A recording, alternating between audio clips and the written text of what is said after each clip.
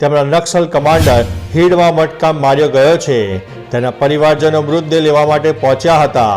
હીડમાં સીજીના બીજાપુરમાં સુરક્ષા દળો પરના નક્સલી હુમલાનો માસ્ટરમાઇન્ડ હતો। હીડમાં સીજીના બીજાપુરના પમ્મારા ગામનો રહેવાસી હતો।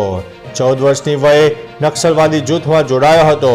તેની સામે 14 લાખ રૂપિયાનું ઇનામ પણ જાહેર કરવામાં આવ્યું હતું। અન્ય મહત્વના સમાચારની વાત કરીએ તો સરકારે અઠવાડિયામાં જ પ્રતિબંધ હટાવ્યો છે। કેન્દ્રએ શેરડીના રસમાંથી ઇથેનોલ બનાવવા પર મૂકેલો પ્રતિબંધ હટાવી લીધો છે। 7 ડિસેમ્બરે ઇથેનોલના ઉત્પાદન માટે શેરડીનો રસ, ખાંડની ચાસણીનો ઉપયોગ પર પ્રતિબંધ મુકાયો હતો। હવે ખાંડના સ્ટોકમાં વધારો થઈ શકે છે કારણ કે ઇથેનોલ બાબતનો સારો નિર્ણય ખાંડના સ્ટોકમાં વધારો કરે છે, જ્યારે પ્રતિબંધનો નિર્ણય સ્ટોકમાં ઘટાડા તરફ લઈ જાય છે। ચીનના ખાંડનું ઉત્પાદન ઓછું રહેવાની શક્યતાને કારણે સરકારે પ્રતિબંધ મૂક્યો હતો।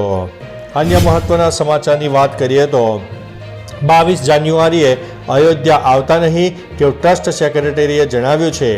આગામી 22 જાન્યુઆરીએ અયોધ્યા સ્થિત રામ મંદિરની પ્રાણ પ્રતિષ્ઠા મહોત્સવનું આયોજન છે।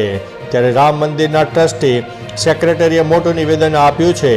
તેમના જણાવ્યા મુજબ 22મી જાન્યુઆરીએ અયોધ્યામાં ભીડ ન થાય તે માટે રામ ભક્તોએ અયોધ્યા આવવાનું ટાળવું જોઈએ અને 22 જાન્યુઆરી બાદ દર્શન માટે આવવું જોઈએ તેવું રામ મંદિરના ટ્રસ્ટના સેક્રેટરીએ જણાવ્યું છે। તો ચાલો મિત્રો, ફરીથી દેશ અને દુનિયાના સુપરફાસ્ટ સમાચાર લઈને મળતા રહીશો। ત્યાં સુધી અમને રજા આપશો। નમસ્તે।